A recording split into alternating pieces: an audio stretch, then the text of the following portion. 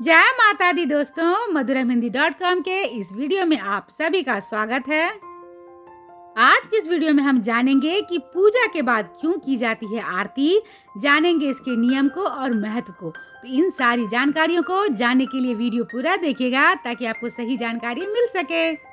आप हमें WhatsApp, Facebook और इंस्टाग्राम पे फॉलो करें और अगर आप ये वीडियो यूट्यूब पे देख रहे हैं तो चैनल को सब्सक्राइब ज़रूर कर लें, क्योंकि madhuramhindi.com आप सभी के लिए लेके आता है ऐसे ही नई नई जानकारियाँ। और ऐसे ही जानकारियों को पढ़ने के लिए आप हमारे वेबसाइट पे ज़रूर आइए, क्योंकि हम आपके लेके आते हैं ओरिजिनल जानकारी जो कहीं से भी कॉपी पेस्ट नहीं होते हैं।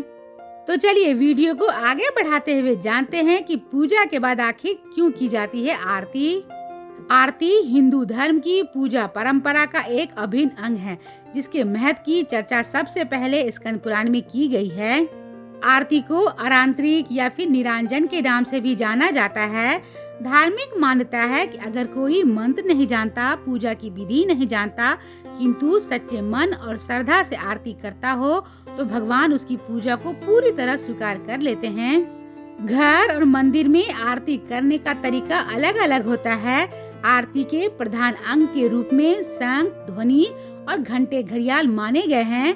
कहा जाता है कि पूजा करने के बाद आरती अवश्य करनी चाहिए, नहीं तो पूजा अधूरी रह जाती है और ऐसी पूजा भगवान को स्वीकार नहीं होती जिसके बाद आरती नहीं किया जाए। तो चलिए सबसे पहले हम जान लेते हैं कि आरती कितने प्रकार की होती है।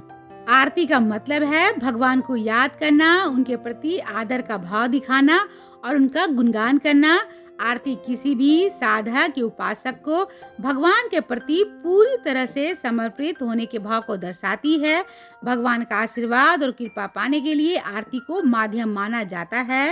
तो चलिए जानते हैं कि आरती कितने प्रकार की होती है। आरती मुख्य रूप से 7 प्रकार की होती है। मंगला आरती, पूजा आरती, श्रृंगार आरती, भोग आरती, धूप आरती, संध्या आरती और अंत में शयन आरती। तो चलिए अब जानते हैं कि पूजा के बाद आरती आखिर क्यों की जाती है। मान्यता है कि अगर पूजन विधि में किसी प्रकार की कमी या फिर त्रुटि हुई हो तो आरती के माध्यम से कमी और त्रुटि को पूरा किया जाता है। किसी भी पूजा के बाद आरती करना इस बात का संकेत है कि अब पूजन खत्म हो चुकी है और हम भगवान से कुशलता की कामना करने वाले हैं। मान्यता है कि आरती करने से भगवान प्रसन्न होते हैं और अपने भक्तों की सभी मनोकामना पूरी करते हैं।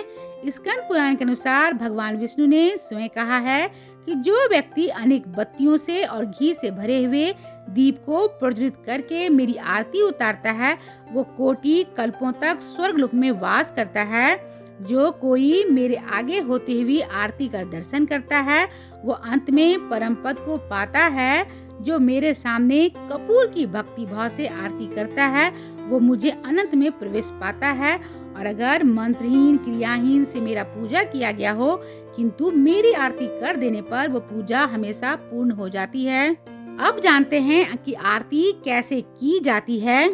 पूजा के बाद आरती करने का एक तरीका होता है। पूजा करने के बाद आरती की थाली को विशेष रूप से सजाया जाता है, जिसके लिए तांबे, पीतल और चांदी की थाली लेकर उसमें रोली, कुमकुम, अक्षत, ताजे फूल और प्रसाद रखने के बाद इसमें दीप को रखा जाता है, जिसमें शुद्ध घी को डाला जाता है। मुख्य रूप से 5 या 7 दीपक से आरती करना शुभ और सर्वोत्तम माना गया है, लेकिन 1, 3, 5 या 7 विषम संख्या के दीपक से भी आरती किया जा सकता है। मंदिरों में 5 बत्तियों वाले दीप से आरती किया जाता है, जिसे पंच प्रदीप कहा जाता है। शास्त्रों में अलग अलग संख्या वाले दीप से आरती करने का महत्व को बताया गया है। आरती के समय शंख और घंटे, घड़ियाल का ध्वनि होना चाहिए। रुई या फिर कपास की बत्ती के अलावा कपूर से आरती की जाती है। जब आरती की शुरुआत करें तो सबसे पहले भगवान के चरणों से शुरू करते हुए चरणों में 4 बार, नाभि के सम्मुख 2 बार और भगवान के समक्ष 1 बार आरती घुमाएं।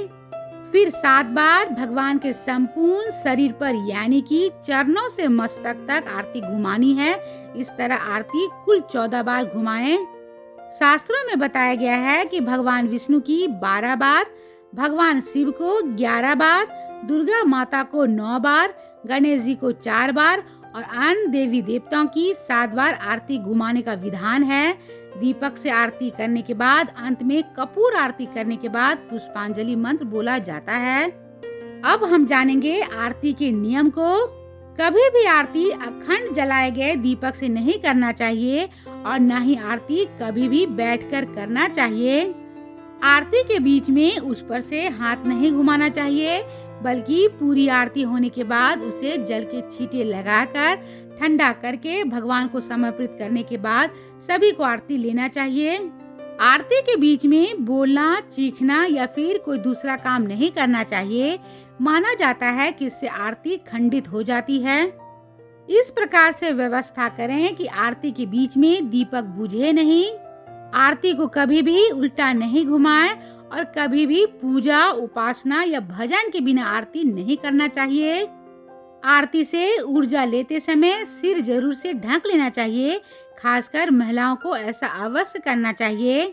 आरती लेते समय दोनों हाथों को ज्योति के ऊपर घुमाकर पहले नेत्रों पर फिर सिर के मध्य भाग पर लगाएं और आरती लेने के बाद कम से कम 5 मिनट तक हाथ नहीं धोएं। आइए अब अंत में जानते हैं आरती करने के महत्व को। आरती परिवार के साथ मिलकर करने से सदस्यों के बीच सामंजस्य स्थापित करने के अलावा व्यक्ति के आत्मबल को बढ़ाने में मदद करता है। आरती के समय जब शंख और घंटे की ध्वनि होती है तो चारों ओर का वातावरण स्वच्छ हो जाने के बाद आसपास के कीटाणुओं का नाश हो जाता है। आरती व्यक्ति के मानसिक तनाव को दूर करने के साथ ही वातावरण की नकारात्मक ऊर्जा को दूर करती है। आरती के समय जब घी और कपूर जलते हैं तो कीटाणु नष्ट होते हैं और रोगों से मुक्ति मिलती है। मान्यता है कि जिस घर में प्रतिदिन आरती की जाती है वहाँ के आसपास की नकारात्मक ऊर्जा नहीं रहती।